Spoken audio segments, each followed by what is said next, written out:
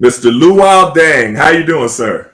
I'm great, man. I'm great. How are you? I'm blessed. I'm blessed. I appreciate you coming on the Rematch, basketballnews.com, Fly TV. You played 15 years in the NBA and a two-time NBA All-Star. You've had an amazing career, but I want to go back. I want to go back to the beginning. All right. If that's all right with you. I want to talk about the process that you had to go through to even get to the United States. I was friends with teammates with Queth Duaney, so I learned a lot about the Sudanese Civil War and everything like that. So I know a lot about his story and his families and the Lost Boys and everything like that. So I want you to explain to the audience everything you had to go through because you were a refugee and you were fleeing to Egypt. But tell the story to let our audience know everything you went through.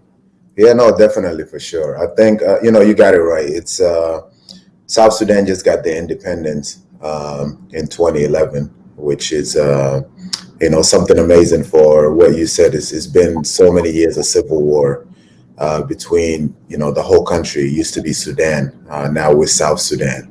So at the time, I was born in Sudan, which is South Sudan now. Because of the civil war, my family fled to Egypt, became a refugee in Egypt, grew up in Egypt, spent about 5 years in Egypt. Obviously, the process, which a lot of people, during the Trump administration, a lot of people didn't understand. There's a lot of false information being passed around. When you're a refugee, you pretty much apply for political asylum. What that means is it's just you basically you're trying to improve your life and you're trying to get out of the situation you're getting out of that you're in to end up in a better situation. So you apply to all these countries and all these government and all these NGOs, kind of pass your family's information. You then sit back as a refugee and you wait until you're called upon. Obviously, there's a number of people that are trying to, better their lives also. Mm-hmm. So that's how long it took the process for us in Egypt. When we got the political asylum, my family was chosen to go to the UK, which that's where I grew up. That's where my family lives now, between the UK and Africa. Mm-hmm. I ended up in London with my family. I lived in London. Well, before I was in London till I was 10. I got to London when I was 10 years old. When I was 14, I came to the US for a high school scholarship to play the game of basketball. And 4 years at Blair Academy in New Jersey. I went to Duke University. Then I was at Duke for 1 year, and then I was drafted by the Chicago Bulls. I know it sounds, I kind of washed it down a little bit to just try to get through the story. I could share other information of what we went through and everything, but that's pretty much the story. That's the route that I took to get to the NBA. And here in the States, people don't really understand. I want to back up a little bit what it means to be a refugee, and we just had a situation here in the States where Haitian refugees were being turned away, and they were being treated very brutally. There was an image with a Texas Ranger on a horse with what appeared to be a whip. It was like a whip-like instrument. I don't know. It was like the horse's reins, but he was using it as a whip. And just the inhumanity, of treatment, and it raised a lot of eyebrows because it's what we expected from the last administration, not from this administration. What was your reaction to seeing that? I think, what's happening in the world now, and especially here in the United States, that's been going on for years. That's not the first time. I think, for me, being on the other side, or, growing up being on the other side, I know as a refugee, every information that you have is that life is better on the other side. That's all you know. That's all that's really being advertised. If you really look of advertising and how that goes, who controls the narrative. For a long time, even till now, a lot of things about Africa have been negative. A lot of things about developing countries have been negative. Right. It's almost like you take away what's positive and you just keep feeding people what's negative. In the news is what's negative. Now, the other way around, the US and European countries, we see them on TV in Africa, and the narrative is controlled by the Western world. So everything we see is positive. Mm. But now you're struggling and you're going through all this, and you're trying to, as a man or as a mother, as a father or as a mother, you're trying to better the life of your kids for the future. So you take the sacrifice and you do whatever it takes, whether it's you getting there to get a job or whether it's you getting your family there to get an opportunity, like my family did for me to get an opportunity. You do whatever it takes to get there because that's all you know. But what's happening now, we've always known that. But what's happening in the US, the narrative was always controlled, so people didn't see it. And just because of the development of technology and people could just take out their phone now and record all these things, people are starting to realize that, this is not just in Italy or in France or in Greece. This is happening also in the borders of the United States. And, people are starting to speak up about it now. And there's no other nation in the world that has as much freedom of speaking up as the US. And this is why it's becoming a topic and people are starting to talk about it. But, it's been going on for years. So for me, when I saw it, obviously it's something that, even no matter how many times you've seen it, it's still really hard to digest when you see that, you still not understanding why humans are doing that, why you're the one pointing out that narrative and people are struggling. What do you think they're going to do? So, for me, it's something that I knew has always been going on, but I was glad that people get to see it and, speak up about it and do something about it. One of the things that's troublesome is that it seems like certain refugees are welcomed with open arms and other refugees aren't. And they're usually, the darker the skin, the more you're turned away. You don't have to, make a statement to that, but that's just what I see. Just to talk a little bit about that, it's not just the refugees. If you ask anyone from, people like to call it I like to call it developing countries. People say I don't like third world narrative, but if you ask people from there, it's difficult to get a visa to come to the U.S. It's difficult to get a visa to certain countries. While there's certain countries that you can hold their passport, and it's very easy to get the visa. So it's the same thing, with the refugees coming in. It's not something new. That's being done systematically for years. I remember watching my teammate when I was in Syracuse, Queth, study for the tests, and I was like, no Americans know all of this. You know what I mean? Why you got to know all of this? No Americans know everything that they're asking you. I just thought that was so crazy. But so, all right. So you were mentored when you were young by Manute Bol. I want to hear about that story. He's people talk about him with such warm descriptions, and that he's such a great guy. Tell me about the mentoring he did for you. Yeah, Manute is special, man. I learned a lot from Manute. I think, when we were refugees in Egypt, we used to get together as a community, the South Sudanese community. And there's a church that we used to go to. We all it's the only basketball court at the time. I grew up in Alexandria, Egypt. And it was the only court that's there. So everyone would get together. And it wasn't so much just for basketball. We would just all get together as a community. So all the guys, my older brothers and their friends, they would start playing basketball, but they did not know the rules to the game. They would just run around. They had, basketball and hoops, and they would just, waste time and just, play around, like just kids having fun. Manute took a vacation to Egypt while he was in the NBA. And this really speaks to, who Manute Bol is. He took a vacation to Egypt that was supposed to be a week during the summer. You know how it is with the NBA season. You're trying to take your family for a break and come back. So right. Manute goes to Egypt, and he finds out about this large South Sudanese community with a lot of young South Sudanese kids that are just in the street with nothing to do. So Manute turned his vacation from 1 month to almost 2 months. And just dedicated the whole summer into teaching this group of kids how to play basketball. At the time, I was very young, but my brothers were playing and I was watching. We would just come to the side and watch just to see Manute. Manute was a legend for us, and every time Manute came around, the whole community came out. So every time Manute showed up, everybody showed up. So Manute was on the court teaching guys how to, dribble, layup, what a double dribble is, how to shoot, not to just throw the ball up there. And my brother took that to heart. And my oldest brother really kind of just every day he would just absorb everything Manute was teaching. And when Manute came back to the NBA, my brother had me on the court every day doing all these drills that Manute was teaching him. And he thought, this is what basketball is. This is how you become good at basketball. So my brother knows that he's a bit older.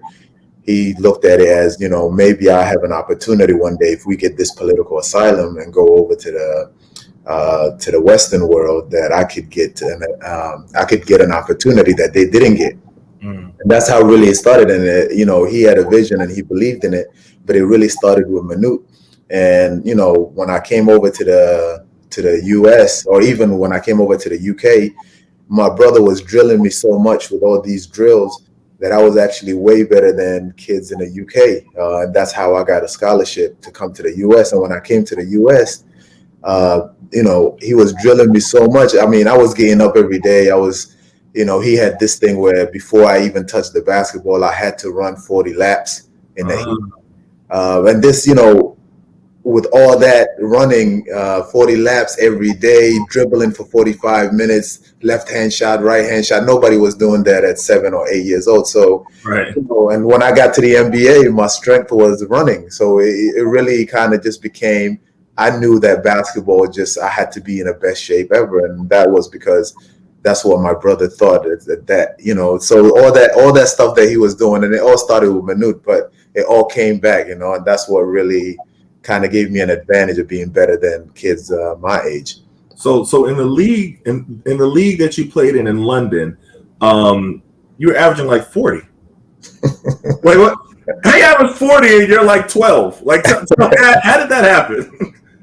That's what I'm saying with my training. When I came over, I always wanted to be a soccer player. Soccer was number one for me. And I to start with, even when my brother was teaching me basketball, basketball wasn't that popular in Egypt. It was really, soccer was everything. And when I went to the UK, soccer was everything. So I remember, joining Brixton Topcats, the club that I grew. Brixton is where I grew up, but Brixton Topcats is where we played. And I was way better than everybody. And at the time, I didn't even know, because when I was in Egypt, I was just working. My brother was just working me out. So I didn't really play team sports until I went to Egypt, and I went to England. And like you said, when I started playing with my age group, I was way better than them. So they started making me play with the older guys. At 12, I was, playing point guard for the men's team. And that's really how I became in love with basketball. I didn't know I was good at it to begin. I didn't go to England thinking that I'm going to be a basketball player. I really wanted to be a soccer player. And you was averaging 40 against the men's team? No. This is when I played. Yeah, this is when I played with my age group against the men's. Okay. Yeah, against the men's team, I held my own, but I wasn't. It wasn't 40. Yeah, I held my own, but it wasn't. That's cool. So Blair Academy, in Jersey, your teammates with Charlie Villanueva, and coming out of high school, you were right under LeBron, like in that high school 2003 class. LeBron was number one, you were number two. And all the consensus. Talk about your development and what that process was like. I mean, because LeBron was bigger than everything, but you were right there. You were right there with him. Yeah. No, it was amazing, man. I mean, it goes back to what we're talking about. I really, when I came over to the US,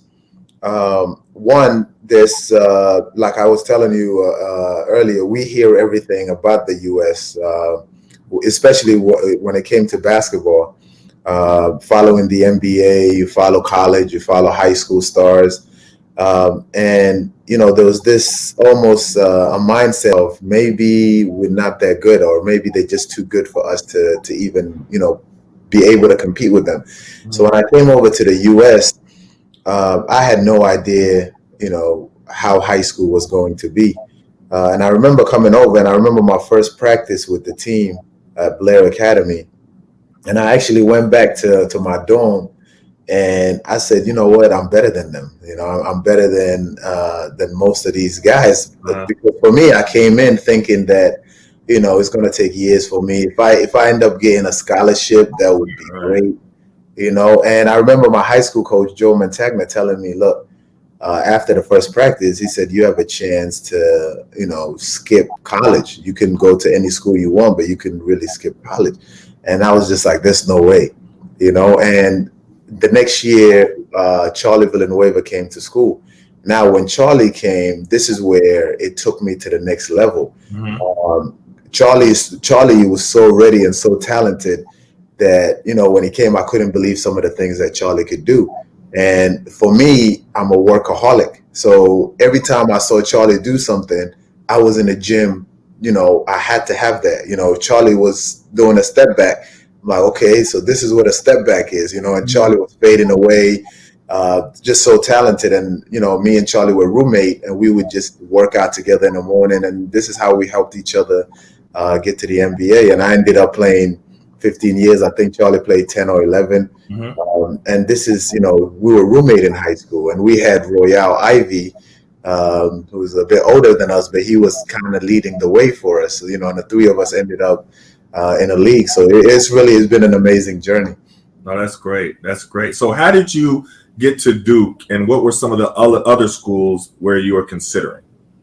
Yeah, so by my sophomore year, so when I first came over to the U.S., I played in a tournament my freshman year. Hmm. From my freshman year, I was ranked like the first time like 200 and something, and I just knew I was better than that. So, you know, I got a chance to play with the New Jersey Demons AAU team, and when I started playing with them, that's when everyone really started seeing me and started talking about, you know, this kid that goes to Blair Academy, Hmm. and, you know, started moving up in the rankings.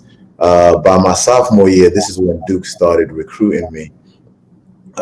You know, and Coach K, for me, you know, we developed a relationship from earlier on where he actually flew to London and got to meet my, you know, my dad, and they became close. So I made my decision to go to Duke my junior year, but you know, I almost went to Indiana.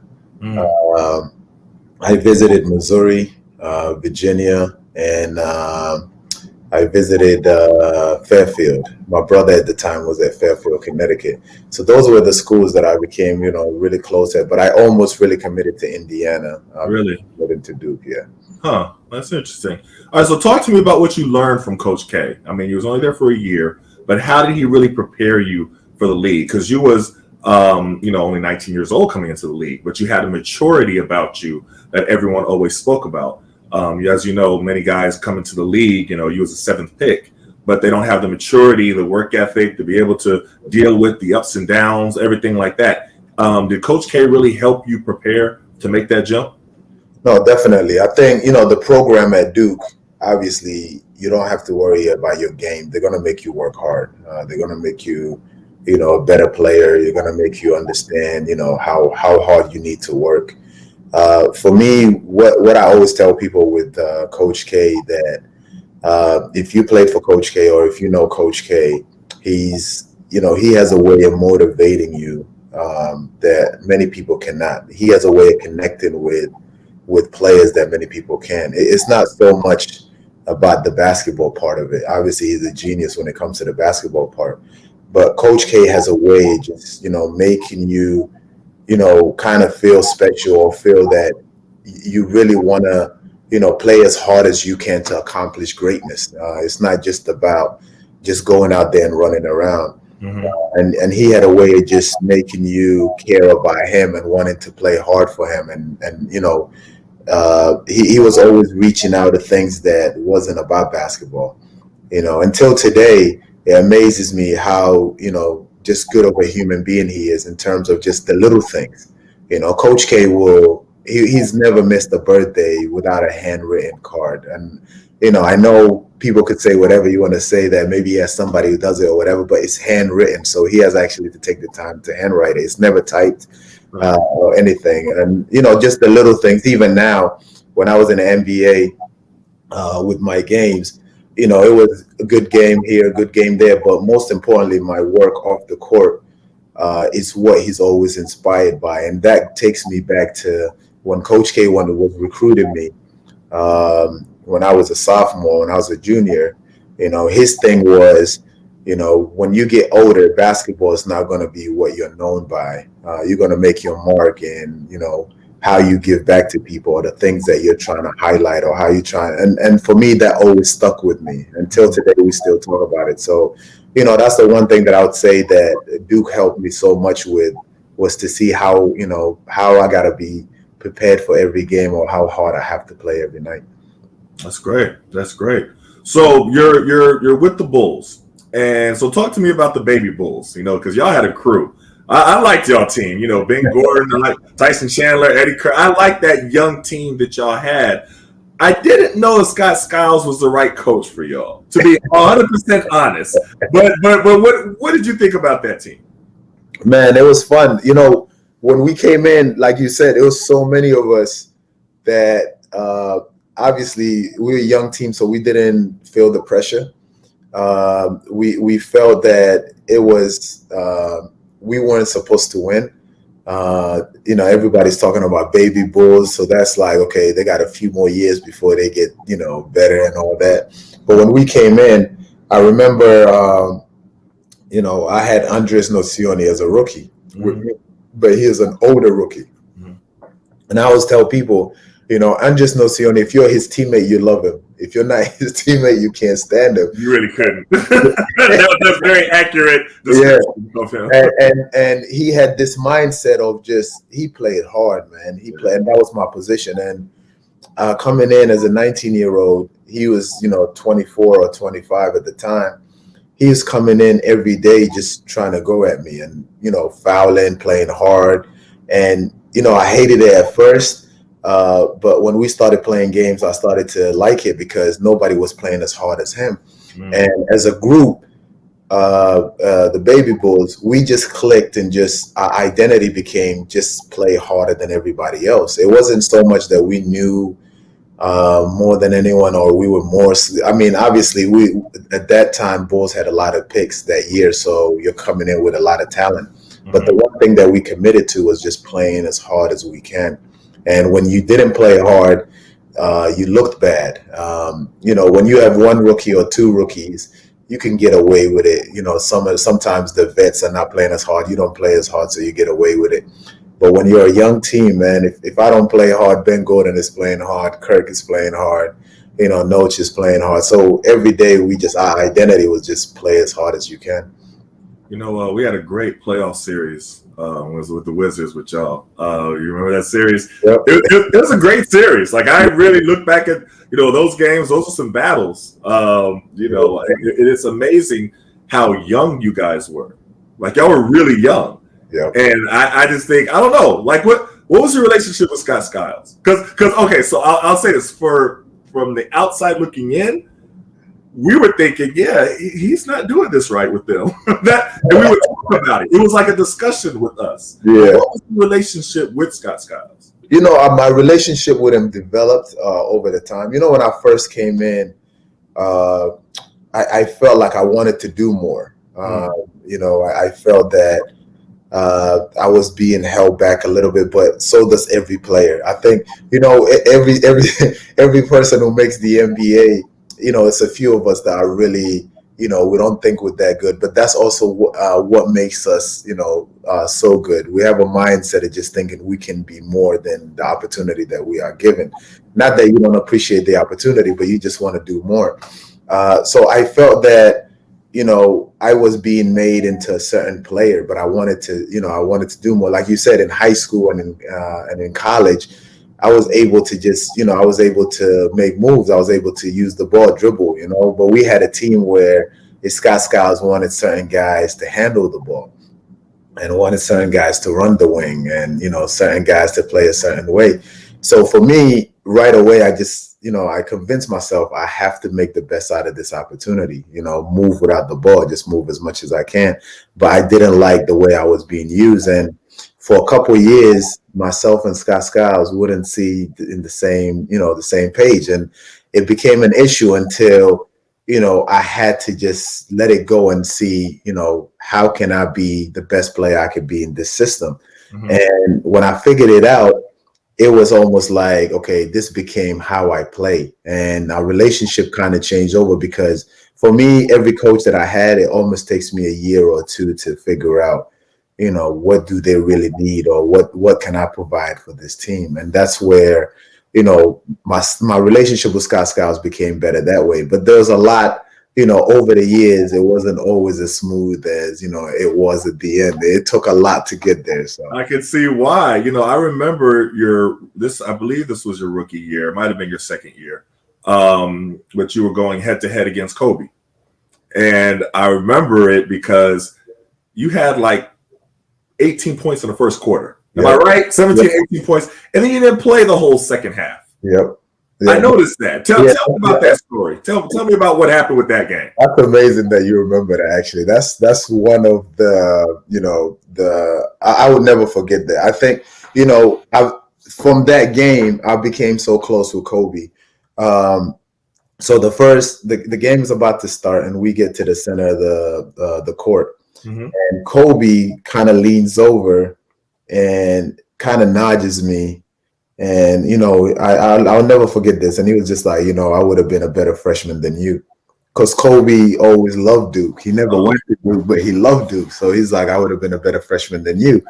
And I'm about to play Kobe Bryant.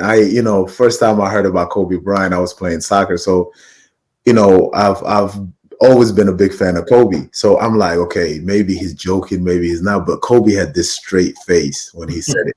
There's no smiling, no nothing. Right. For me, right away, and you know how it is, I had to just, okay, I'm going right back at him. I'm not just going to back down. This is basketball. I'm not just going to, fold, and it shows your character. So I was like, okay, I'm just forget everything. It's me and him going at each other. And in the first quarter, I just came, everything was going in. I'm catching the ball, I'm shooting, I'm driving. I had 17 points in the first quarter. We get to halftime, we get in the locker room, and Scott Skiles is going off on me that I'm not guarding Kobe, I'm not playing defense. And I think what he was trying to do was, at the time, I'm young, obviously, but I think he was trying to motivate me to keep going in the way that he knows, I believe. So I don't get, a big head and thinking, okay, here I am, I got 17 points in the first quarter. But his whole thing was, all you're thinking about is scoring. All you're trying to do is score.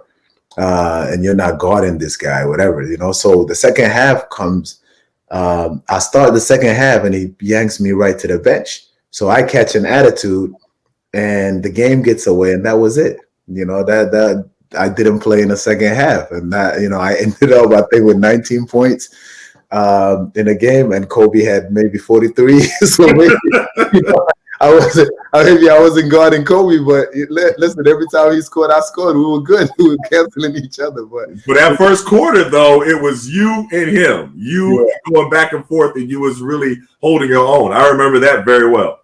Yeah, and I became, and this is what I was telling you earlier. I think part of that, I always thought when I first came in the league, I can score. But over the years, I think, and this, teams do this. They start putting you in a category where you're trying to survive. You're trying to be the best you could be. But, right. As a young kid, if you're told, listen, you're our best defender, we don't need you to score, you just got to defend the best guy every day, you start thinking, okay, this is my identity, this is what I am. And then slowly you start to lose that, and that's the one thing when I look back, when I look back at my career, I was always a nice person. I was always humble, but I really wish there was a little bit of, just being mean, or being, forgive my word, just a little bit more of an asshole.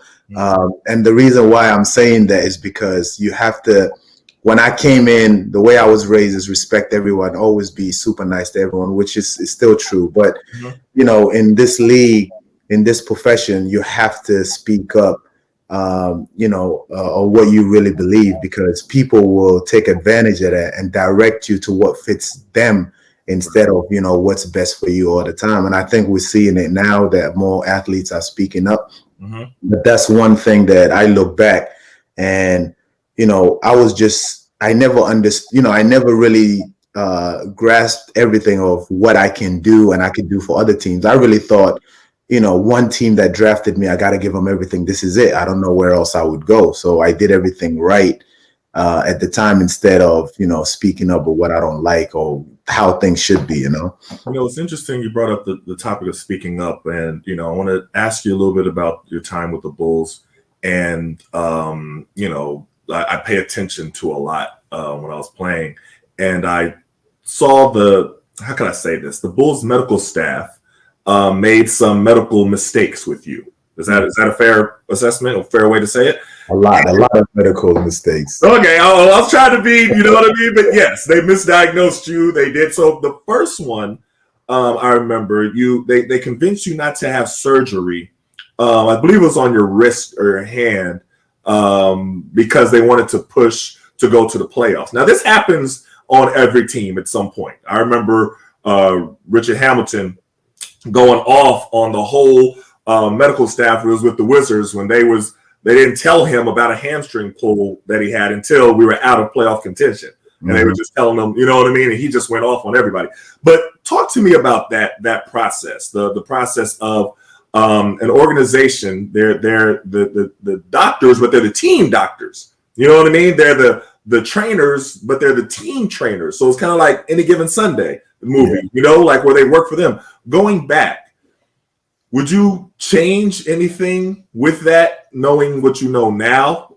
When they told you to put off the surgery, don't do it, play through the pain, we're trying to make the playoffs. Would you make the same decision to listen to them, or would you kind of go a different route where you see players like Kawhi Leonard getting a second opinion, other players going outside of the team medical network and seeking other opinions on their actual injury? Yeah, no, there's definitely been a lot of mistakes, man. It started off with my rookie year. My rookie year, I hurt my wrist. That was my first injury. When I hurt my wrist, I had a torn ligament in my wrist, and the Bulls doctors at the time thought that I should fuse my wrist. Imagine fusing my wrist where I cannot move my wrist. You're playing a game of basketball. And I went and got other opinions, and I did my surgery with Dr. Scott from New York. And she right away just said, listen, you're too young to fuse your wrist. We just need to put a cast over it. We do the surgery and you'll heal just fine. Just rehab and come back. So I went outside of the Bulls in order to do that at the time. Later on, what the injury you're talking about is I had a fracture on my tibia. Now, I was complaining about my tibia for about a month. Every time I was complaining about my tibia, it was told that just this shin splints, you'll be fine and everything. Okay. And I remember we playing a game against Houston, and I jumped. I came down and I really felt a pain shoot up my leg all the way up. And I just said, you know what, this can't be. It's just the pain is too much. So I need to go get an outside opinion. And I remember we were playing in Miami, and I went to see a different doctor and get an MRI and x-rays from a different opinion. And right away, the doctor was like, listen, you need to stop playing right now. You have a fracture on your tibia that can break. And I was like, what? And he's like, there's a fracture on your tibia. So I went back to the medical staff at the time, and I said, there's a misdiagnosis. You guys need to do an MRI. So, like, no, it's not, you're fine. I'm like, no, this doctor said this. So I end up getting an MRI with the Bulls, and this became a huge thing. This is right on the playoffs.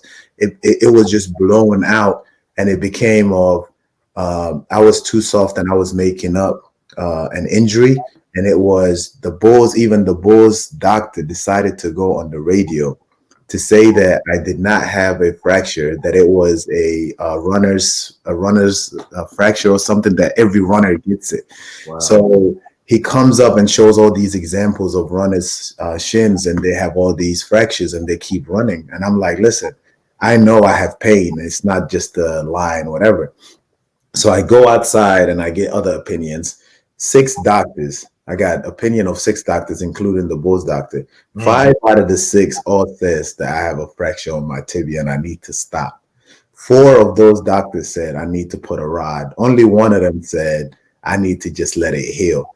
And I listened to that one doctor. So for about 4 to 6 months, every day I was just healing and rehabbing and, just hoping that that doctor was right. And that was really where my career was at that time. And with all that, the doctor was still trying to get me to play in the playoffs, knowing that I have a fracture. So that's just one of the stories.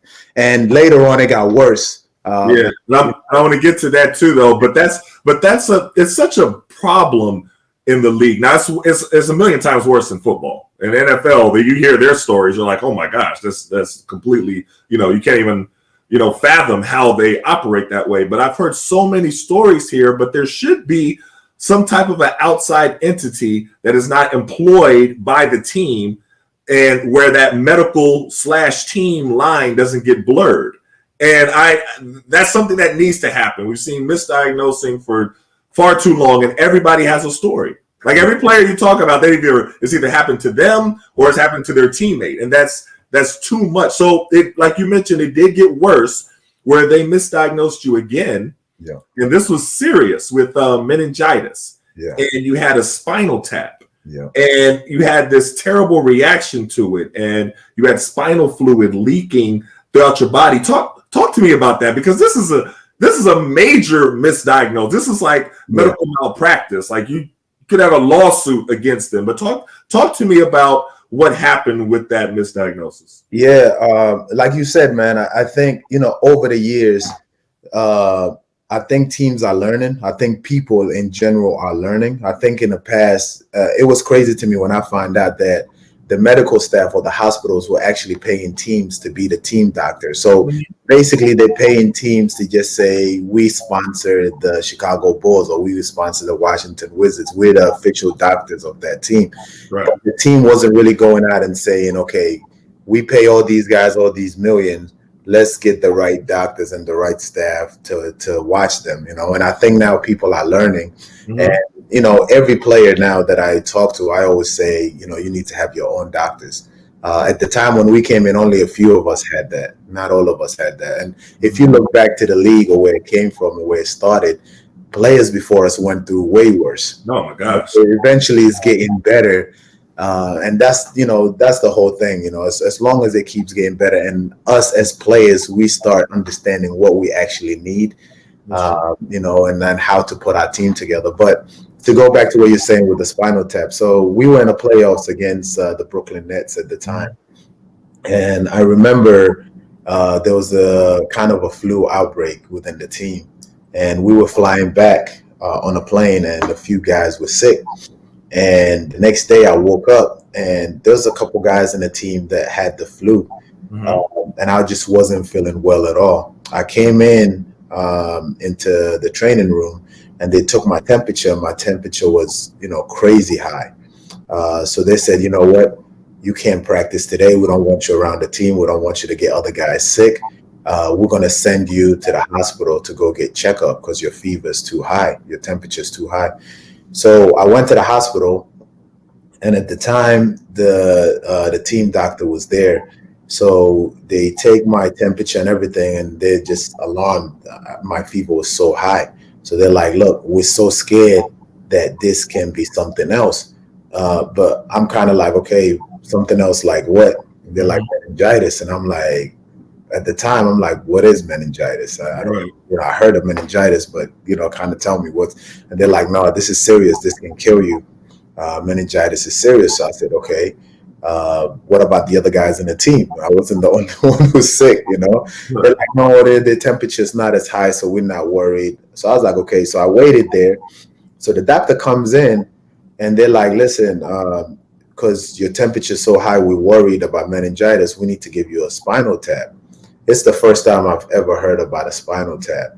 Wow. I'm like, okay, what's a spinal tap? And they kind of downplayed it and they said, okay, it's just, just to find out, if you have meningitis or not. And, they're like, a lot of people get it, especially pregnant women, they get it, just to know. So I'm just like, okay, so this is a simple procedure. They're like, yeah, So I go in, I get the spinal tap. When I got the spinal tap, obviously, for people who don't know, the spinal tap is, they go from your back, kind of like on your spine, and they take fluid, but that fluid is coming from your brain. That's where the fluid is taken to test if you have meningitis. So after I did that, I'm in the hospital, and they're like, listen, you're fine. We're gonna do the lab test, whatever, but for now you're good. You'll be fine for tomorrow. So I went from maybe I might have meningitis to a spinal tap to we don't know the results yet, but you're okay. But at the time, it didn't register to me that I wasn't. They didn't even test what they took out yet, but they told me I'm okay. Right. They said, you're fine to go home. You can play tomorrow. Wow. I'm like, okay, we have a game tomorrow against, the Nets in the playoffs. So what did I do? I went from the hospital and I drove straight to the court because I wanted to go do my reps and get my shots up and just be ready for tomorrow. So I go on the court, I get my reps up. I have this, crazy headache, but I'm just like, it's okay. It's going to be over by tomorrow if I sleep. So I go to bed, I sleep, and, this is where it all started going downhill. Like I woke up and I just didn't feel right. I just felt so weak, and this like just a puddle of water in my bed, and I'm thinking, okay, you know what? Maybe I'm just sweating or what? I don't know. Hmm. So I go to the training room, and out of nowhere, I can't see right. I'm just seeing like lights. My brain feels like it's hitting my skull. And right away, I told my trainer, and at the time, my trainer Fred was like, "Listen, something ain't right." So they send me back to the hospital. I go to the hospital. As soon as I go to the hospital, I just, I wasn't feeling right. So I'm telling the doctor, and he's like, "No, it's fine. You're okay. We wait for the test. You don't have meningitis. We tested it." So now we're all just worried about the meningitis. But I did a spinal tap and went on the court. Nobody's thinking that. Right. So he's like, "No, you're fine." So I miss shoot around. So I go to the arena. I go to the locker room. I change. I'm ready to play the game. Literally, as I'm ready to play the game, I get up to try to play the game, and I just collapse. Oh, wow. I had nothing. I had like so. I leave the arena in a wheelchair. I get pushed out in a wheelchair straight to the hospital. Now I go to the hospital and I called a friend of mine, and my friend is a doctor. So I explained to him, and he comes right down to the hospital. The next morning, he comes right down to the hospital, and he's like, "Yo, what is going on?" And I said, "They did a spinal tap." And he's like, "What?" He said, "They did spinal tap." And he's like, "Okay, what's your symptoms?" And I'm telling him, and he goes, "You're still leaking fluid. You need your spinal tap to be closed because, what did you do yesterday?" And I said, "I went to the court. I went to work out." And he's like, "No, when you get a spinal tap, you're supposed to not move for at least 45 hours or so." So all this I'm finding out. I didn't know anything about it. So we called the doctor, and the doctor's not there. The team doctor left town. So yeah, so I'm like, okay, so what's happening now? So she gets somebody else, and this person is, my friend is telling them, "Look, you messed up here. We need to correct this. So we need to give him another surgery to take his fluid to close the spinal tap." So they go in to try to take my blood, and I can't remember whether it was, red blood cells or what, but I just had something wasn't right with my red blood cells. So they're like, "Okay, we can't perform the surgery. I gotta wait like 4 or 5 days." So those 4 or 5 days, I'm basically laying in bed. When I tell you, Eton, like I never went through anything like that, and my Wow. side effect from it was so bad that I think, within 7 days or 8 days being in the hospital, eventually I did this the second procedure Hmm. to start to feel better. But this is where the MVPA and everyone came in, and it was, do I sue? Do I do this? But it was sue, get money, and never play basketball, or let it go and play basketball. And at the time, being with the organization for as long as I've been, you know, I, I just said, you know what, I want to play the game. I want to play basketball. So I come back the next year, probably my best year. I was an all-star that year. The next year, I'm trying to be an all-star again. I'm averaging 20, and as soon as I proved that I could play, I was traded. And Wow. I was gone. And at that time, obviously, I can't sue because I showed that I could play the game. So it's move on. So after 10 years, and for me, uh, you know, I'll never forget my 10 years in Chicago and everything that I did with the organization. And I'm thankful. And, there's so many people in that organization that I'm still friends with till today. Right. But there's a lot of people there that made so many mistakes that I will never forget about. But that's how it goes, man. And that's really that's how it went. But it would never take away from my years there. But that's an incident that, I talk about it because I never want anyone else to go through it. Wow, that's amazing. And so you was left with the option of either suing and never playing again, or just letting it go and continuing playing. That was Yeah, and I really believe, and as we go on, you'll see why it really God has blessed me. Because for me, honestly, I really wanted to play. I never wanted to just be the guy who sued and got money or whatever. But it's funny how that works, because you'll see as we keep right. talking, Right, we'll get to it. God had a plan for that to come back. But so I chose to play. I wanted to play, and I really, the competitive, part of me just felt that I had so much more to prove going forward. So I mean, and since you alluded to it, we'll skip to it. You went to Miami and you went to Cleveland, but then you went to the Lakers. And the Lakers, it was in 2016, and you signed a 4-year, $72 million contract. And then they didn't really play you. It was weird. It wasn't like you was hurt. I mean, you could correct. I'm telling you a story like I know. You tell me, was you hurt, or was it like they just didn't play you? You looked fine all before. It's like you was just sitting there, just ready to go, and you had a good attitude. They didn't try to say that you were a problem. Everybody spoke very highly of you. They just didn't play you. So everybody was like, "Well, y'all just signed him to this big contract. Why wouldn't you play him? Tell me what was going on?" I think those, the people that were there, they will always know. Like I swear to you, Ethan, I worked so hard there, but it just didn't work out. When I first got there, the idea was, I'm a bit older now, not even that old at the time, but we have a young team. We need you to play. We need to get to the playoffs.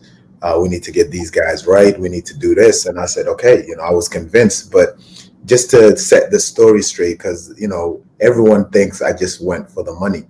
I still, I had the same offer from Utah, and I had almost as close an offer from the Wizards. And I took the Lakers because I felt that what they pitched to me sounded better than what everyone else pitched to me at the time. So I wanted to go there and be a part of it. As I got there, right away, I knew we had a young team. And I was okay with that. I said, you know what, I'll play my role until we get going. And the pitch was, you know what, we're going to be better each year. I knew that they wanted to move some pieces, some young pieces, but they had to showcase them. So the first year, what happened was we moved from trying to make the playoffs to we are developing. We're a young team. And I sat down with the organization, and they halfway while, during the season, a new GM came in and everything. So they sat me down and said, look, we're gonna go young. We're gonna play the young guys. We need your leadership. We need you to mentor them. And next year we have a chance. We're not gonna have a chance this year, but we want to really be competitive and get these guys to catch up to speed. And I was like, all right, cool. Never missed a practice, never missed anything.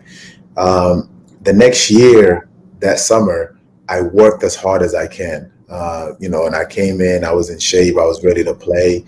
And I thought that, we're going to get going, we're going to get to playing. As you remember, I played the first game of the season, right? I played maybe 15 minutes, 14 minutes. I had 2 points. I got yanked out. I didn't play. So it was fine. It was the first game. Right away from the first game, decision was made that we're going to play the young guys again. So I was like, okay, so what's the situation here? So they're like, no, we're going to play the young guys, we're going to try to trade you this and this. So, okay, so how are you going to trade all this money without display? Like everyone thinks I'm hurt or something happened or whatever. I can't showcase nothing. Right. And so it's like, okay, this is what we're going to do. We're going to try to move you. Try to move me. I don't blame anyone. Why? Even if I'm a GM, I'm not moving for someone who hasn't played with all the money. Why would I? So the strategy wasn't right.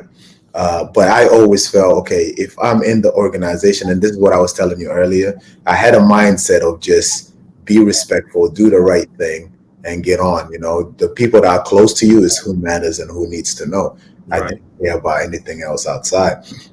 So the strategy wasn't right. So just kept going. Couldn't move me. Couldn't move me. They came a time in the season where they were like, okay, we want you to play. So I said, okay, no problem. I'm ready to play. So they said, okay, we're gonna just put you in. You got to jump in with the team, get more reps and everything. So I started jumping in, getting more reps, getting ready and everything. Then I was called upstairs. The coach wanted me to play, but the direction wasn't going that way because I was going to be playing and they wanted these young guys to play. So then again, the decision was made right there after 3 weeks of training and working out that, okay, you're not going to play. Yeah. So at that time, at that point, I just got up. I said, you know what? Like, you guys just let me know. I'm not going to skip no practice, no nothing. All year again. I went the whole year. The whole year I was in the locker room. I worked out. I never missed a practice. I trained, everything, right? And then it started becoming obvious to everyone, and this is a big organization. So what everyone started focusing on was, oh, he's getting paid all this money, and he's just sitting there, whatever. And as an athlete and somebody who's crafted their skill for so many years, there comes a time where you're just like, okay, this is the image that you're, portraying me as now. That I'm just this guy. I've never been this guy, but I'm like, okay, you know what? It is what it is. I'm just gonna do what's right. So then came the summer, and that's the year actually when they moved some pieces and LeBron came on the team. When LeBron came on the team at that time, I spoke to whoever was in charge at the time, and I said, look, I just don't trust you guys. So let's make something happen here. I just don't trust you guys. So they're like, okay, what's the best way to make something happen? And I said, let's come to terms with some, I don't care if I have to leave money behind. And everybody's talking about, the money that I'm making. I gave a lot of money back to get out of from LA. A lot of other people would have just said, nah, F that. I'm going to stay around. I don't care whatever. And people could post whatever they want to post, but the Lakers are now posting how much I gave them back.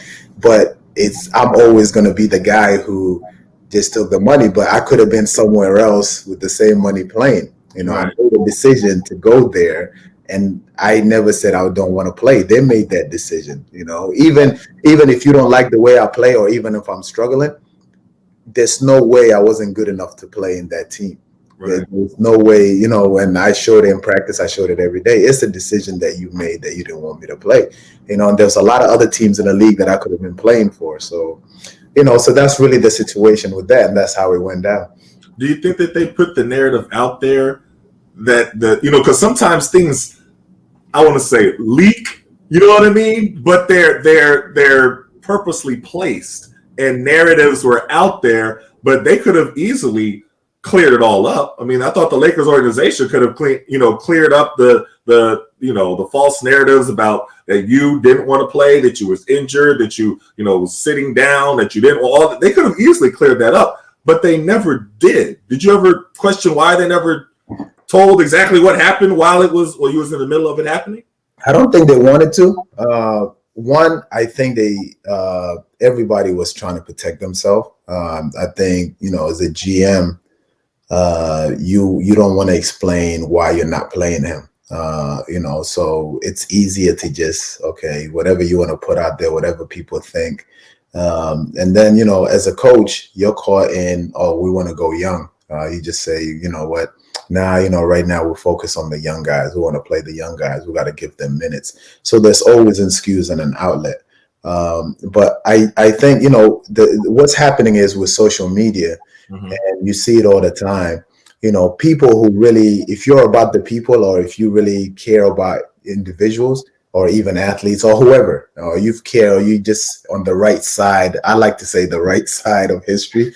I think you always stand with people that are actually, that are trying to do the right thing, or what you think is the right thing. I think what happens now, people are just so quick never to question their teams. Right.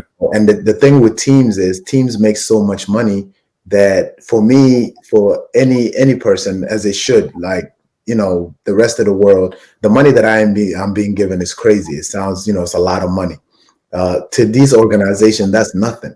and people need to understand that. It's just, just play it out there, go. And people complain about, athletes taking off a day or doing this. They're getting paid all this money. Why they're taking off a day?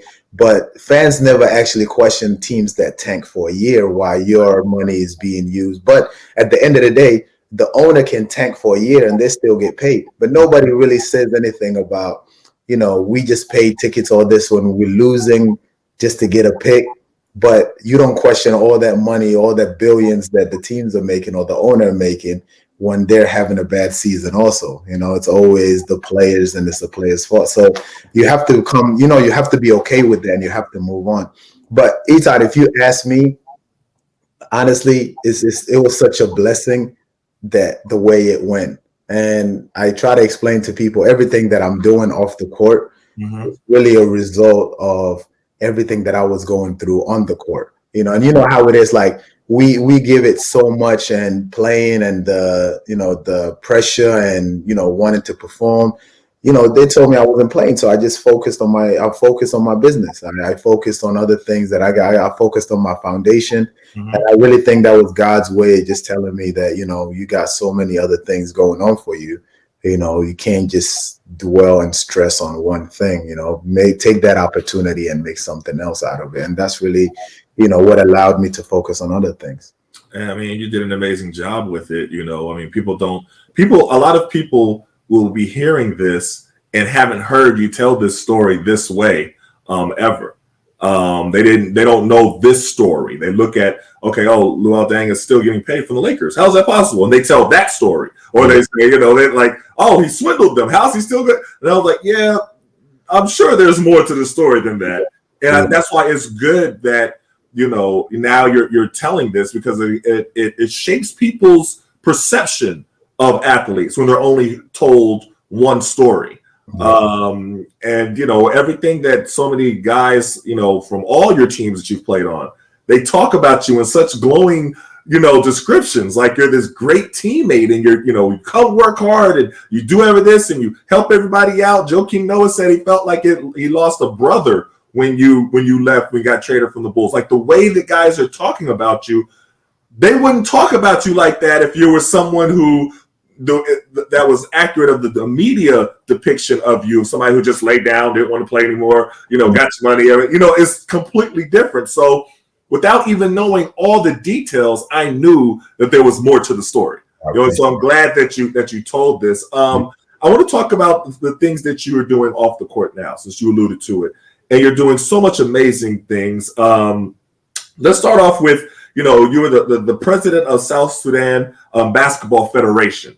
Talk to me about what that is and everything that entails. Yeah, man, it's just full circle. I really believe in doing everything I can to just put South Sudan at the light. I struggled a lot with growing up. It really bothered me that the image or anything that people knew about my country was just civil war. I couldn't even avoid it, telling my story without saying that I was a refugee and I fled because of the war. So I really wanted to do something to change that. And basketball, it's something that is the number one sport in South Sudan. And we have, our diaspora and everybody around the world, we just, gear towards basketball, and we're tall by nature. So when I retired, right away, I wanted to be involved with basketball in South Sudan, and that was time for the elections to be the president of the federation. So I put my name in and I won and I became the president. And since, we've been using basketball to really, show the other side of South Sudan. We're trying to bring unity through the game of basketball. We went from being ranked 180 something in the world, or 50th in Africa, and we just finished AfroBasket, and now we're ranked in the top 7 in Africa. Just in 2 years, we were able to put together our first women team ever.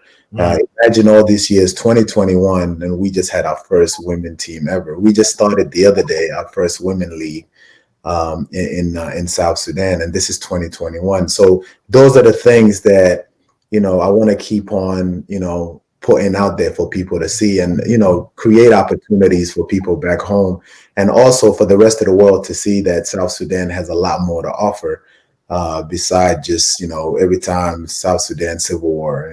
We want to talk about South Sudan. We went to Afrobasket and look what we did. South Sudan coming together, being the youngest nation in the world. So that's some of the stuff that I'm focused on now. Could have easily just retired and jumped on a team as a coach, or jumped in the front office, which maybe someday. But right away, I really wanted to. As soon as I retired, I wanted to connect with back home, and I'm spending a lot of time back home now. No, you're doing amazing work. Talk to me about D3N9. It's so important. A lot of the people in the States still don't have an accurate portrayal in their mind of what Africa looks like and the diversity and how each country is completely different. And you have, I took a trip to Kenya with NBPA, and with Billy Hunter, and Meta World Peace came with us. Theo Ratliff. It was a beautiful trip, and it was amazing the questions that I was getting. When I came back, and I'm like, wow, yeah. Let me show you some pictures of what Africa looks like. You know what I mean? Because y'all have in your mind what you're shown by American TV. And that's not what it is. It looks like any other city. It looks like any other town, any other gated community with a pool in the back. And then it has some parts that aren't good. You know what I mean? Like every other city. But talk about what you do with D3N9, with real estate and the affordable housing, the condos, the everything. You're really doing a lot in the real estate market. Talk to me about that. Yeah, so D3N9 has two parts to it. So I'll take you through the U.S. part. So here in the U.S., obviously, we do a lot of real estate. We have a project actually right now in New York, which is 24 apartment units in Harrison, New York. We did a few stuff in Hampton, but we also invested in South Side of Chicago. Okay. I work with, I think you might know the name David Gross, and in LA, in Crenshaw, we have Vector 90 on our own. So, it's very, when it comes to focusing in real estate in the US, it's more of, we want to be able to be in the inner city communities, but also develop our portfolio throughout the U.S. And also we're in the Bahamas and across in the U.K. Okay. That's when it comes to that real estate on this side of the world, on the western side. In Africa, I remember in 2010, I went back to Africa, and I was driving around, and honestly, I see everybody building, but I see a bunch of buildings not finished. I see how people were building, and in the same trip, I went to the UK and I saw this company called Elcon. Elcon is a prefab company that builds L-shaped walls. They use the modern technology in a factory where everything is punched in a computer, and instead of building bricks, you build walls. So right away, my mind came into, this is what I need in Africa. So I teamed up with Elcon and I bought the company, and I took Elcon to Africa, and this is where we're building affordable homes in Africa. So when I got to Africa, I realized that in order to get a mortgage, or just to be able to get a loan from a bank in Africa, is 18 to 21%. Think about that. Yeah, and that's done on purpose. And why I say that is because it's very difficult for individual to actually own a home in Africa. Unless you flat out buy it with your own money. But to take out a mortgage, the banks do not want to help you. Now, if you come from outside and you have a bank account and you have all this stuff, now it's easier for you to get a mortgage from the bank. So this is something that bothered me, and I didn't know how to change it. So we taken the route with our prefab to be able to make affordable homes. So for example, in Uganda, where we are at right now, in Uganda, you're able to 2 bedrooms, a guest bathroom, a kitchen, and a living room. We want to be able to get you to buy that for 40,000, and we'll work with you with the banks to be able to get a loan, or for a bank to take a percentage of your salary from your job. So just being creative in ways. So my thing is, when it comes to within Africa, I'm trying to change the market of what owning a home is. What is affordable home? How can I work with the government for government housing? And Mm, this is what a lot of governments want to do. They've been trying to crack down. How do we do that? So that's really what I'm working on over there when it comes to the construction company that I have over there. And I think as we keep on moving forward, I think a lot more people will return to Africa. I really do. Africa is the future. And like you said, I think with technology today, I mean, I'm in Miami right now, but I could have been in Kenya, Nairobi, or in South Sudan, Juba, and just talking to you the same way, mhm. just the time difference. But with technology today, you can really, you can be in Africa and still connect with the rest of the world. We didn't have that before. Wow. And there's more flights in and out. So I think the world is becoming closer, and it's easier to get from A to B. So I really believe that with Africa being the youngest continent, you get opportunities in Africa that you don't get here. Mm, I'm able to go to Uganda and meet with individuals that can actually make things happen.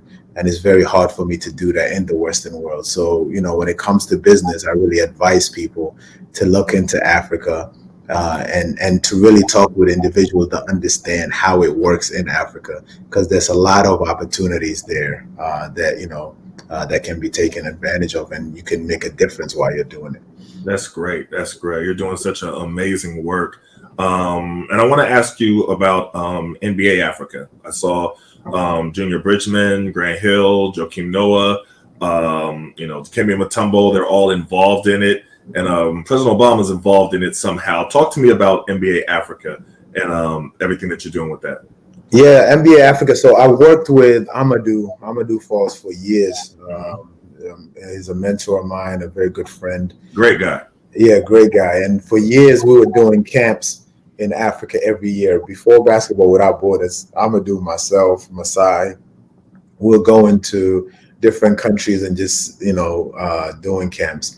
And from that, we really believe that the future of basketball in Africa is really high. But we wanted to show the rest of the world that Africa has potential in this game. And this is where Basketball Without Borders started. Joel Embiid, Siakam, Gorgie Deng, all these guys came from there. And as we kept moving forward, we realized that there's an opportunity to have a league, and this is what I was saying earlier with how small the world is today. Hmm. Easier to get from A to B. So this league is new, Basketball Africa League, and as of right now, there's 12 teams, which is going to move to 16. Is going to move to 22, eventually up to 30, just like the NBA. So the potential of it is there, but what I really like about it the most is when they start focusing on the youth programs and youth development. Not only you're introducing the games and the opportunity, but if every team can actually have a youth program where a lot of kids don't feel that they have to get out of Africa in order to be able to play at a facilities where they can enhance their skills, because a lot of time facilities, a lot of these kids are leaving because they're either playing outdoor or there's nowhere to play.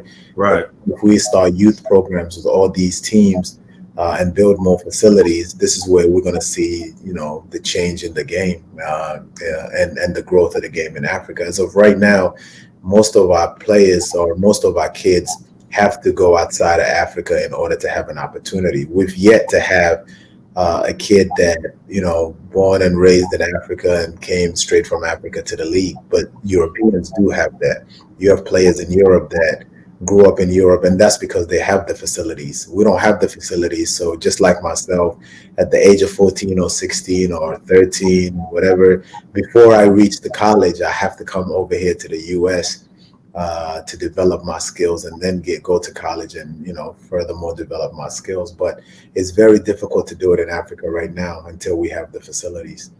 Wow, wow. Well, you're like I said, you're doing amazing work, and I just want to tell you, like, much respect to you. Like, honestly, Appreciate it, man. Thank you. people know, and I'm glad people watching this interview will know a little bit more of what actually happened, a little bit more of your journey, and have a little bit more appreciation for you. And this is the one thing, Now with social media, with former players having podcasts and things like that, I feel that now we have the opportunity to present a better picture of athletes to the public. Before, they only knew what they read in newspapers, Exactly. and a lot of times that's what the team wanted them to read in newspapers. You don't really know a person, but And after so, they don't like it, by the way. They don't like that you have a platform to be oh able, right, definitely not. especially if you know how to speak and what to say. They they don't like that. They don't like it at all. But things are changing, and the way young guys are using their platforms now, I think is great. But I just want to tell you, much respect to you with everything you're doing. I'm asking one more question. Yeah. You went back to Chicago your final year, and you retired in Chicago, and it was important for you to go back to Chicago. Everything that you went through there medically, but you was there for an entire decade. Talk about why that was so important for you to go back to Chicago. Yeah, no, it was one of the best things I've ever done. I think for me, you can't get caught up in mistakes that were made. I would never sugarcoat it that a lot of things weren't done right. But I was there for 10 years. I gave that organization a lot. I got a lot out of the game of basketball from that organization. I think the fans, I would never ever go anywhere else in the world right now, besides South Sudan, and get as much love, as I do in Chicago.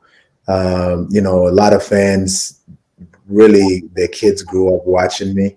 So for me, it felt right that, when I came into Chicago, I never knew that God's plan was for me to be there 10 years. I always tell people, I look back, I keep it quiet, but, when I retired and I'm seeing the numbers and I'm, fourth in scoring and fifth in rebounding and this and that, I really never knew. And people thought that, that was crazy, but honestly, I just played. I didn't know that I had all these numbers, or, now that I look back and I'm like 15 years, 900 games, I never came to the league thinking that that was the direction, So when I look back, and when my family looks back and when people look back, you're always going to remember Chicago Bulls. You're not going to remember the Lakers, or you're not going to remember the Miami Heat. As much as, I enjoyed every minute. Miami, by the way, Miami Heat, it was a great organization. And, Right.